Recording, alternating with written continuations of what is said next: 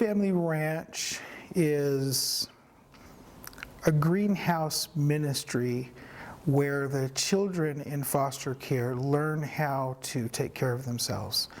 That through the profits of the ministry or through the job that they'll have, they get to learn how to manage money.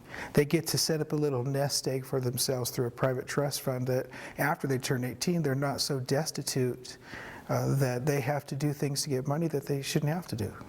So it gives them an opportunity to learn how to take care of themselves, just like most of us get with regular families. My wife and I decided that we wanted to adopt from foster care. And to be able to adopt from foster care, you have to be certified as a foster home. So we had no intentions of ever doing foster care. And then when we finally did adopt, we had developed the heart for foster care by seeing the need, and we thought we could have an impact. So we started doing it. Tough job. But when we first signed up, we didn't want anybody older than 12.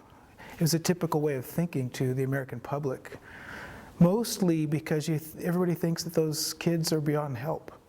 And through circumstances with different foster kids that came into our home, we were meeting some of the older kids, and we ended up getting a home of all girls, 5 of them to be exact, and they were all older kids. And we started seeing then that these kids were being dropped. Nobody wanted them. They were forgotten orphans just because they were too old to be helped. And it wasn't true. It was a stereotype. Now there's something to stereotypes. That's why they're there. But that doesn't make them true across the board. So that's how it started. Started seeing a need and started experiencing the need. And I was at training one time and heard a story about letters from war. And this, there was a caseworker that was teaching that class that day, and she had said something about having one of her kids that had written her a letter from Iraq. He was a soldier. And his platoon sat down and write letters to everybody, and he had nobody to write a letter to. And that really touched my heart. It just made me so sad. And she was glad to get the letter. She wrote him back, but I just wondered how many there were like that. And through a few more stories similar to that, I started wondering what could be done for these kids that are just completely forgotten. I started learning about some serious statistics about the foster kids that were in prison, foster kids that were homeless because they didn't have a family. They went through the system through no fault of their own and were ending up on the streets because when they turn 18, if they don't stay in school, the system says you can't stay in foster care. Now, a foster family could keep them, but if that's how they're making their living, they don't get paid for them. So there's this little conflict of interest, and usually the kids are the ones that end up paying the price. So these young people, once they turn 18, end up on the street, 40%, and it's just heartbreaking. And 60% of the prisons are filled with kids that have been in foster care. It's just, it's devastating. So one day I was driving and saw an abandoned horse ranch, and I pulled over and started walking around in it, and I asked God, just if you put me in here, I'll take care of the kids. And that was how Hope Family Ranch started, with that simple driving by and pulling over that one day. And it just kind of kept going from there. It started off as equestrian therapy, too expensive, couldn't start a nonprofit or whatever it was going to be on a horse ranch. Just the horses alone would cost too much. So equestrian went away, and I started thinking of different ways that a Hope Family Ranch could be started in an inner city, and that's where the greenhouses came from, because it was a smaller startup fee or a startup cost.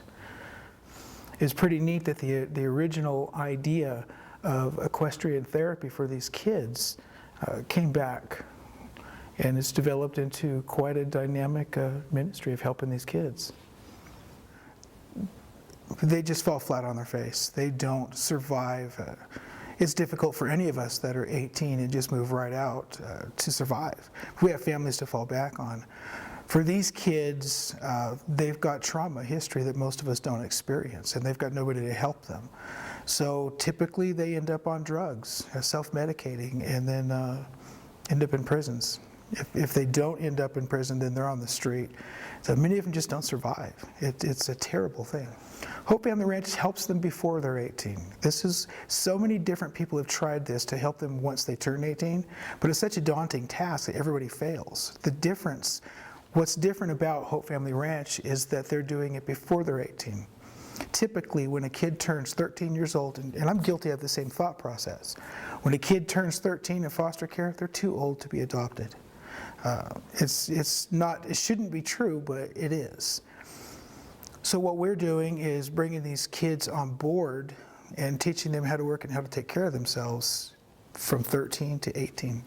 So this 5-year time period, depending on how long they're there, they get to set up a little bit of money set aside. It's a little nest egg. And it's done through a private trust fund where there will be somebody there that governs the money. They can't just take it, but it's there to help them survive with their bills. Help them bridge that gap from 18 to 22 when most of us are trying to learn how to do it. I dare you not to get involved. I never thought I'd do something like this. I was a commercial contractor for many years, and never did I think I'd be doing something like this, and now I can't imagine not doing it. Get to know these kids, reach out, however you have to do it, however you need to do it, however you want to do it. I dare you. Stereotypes do not apply to everyone. Get involved, come on.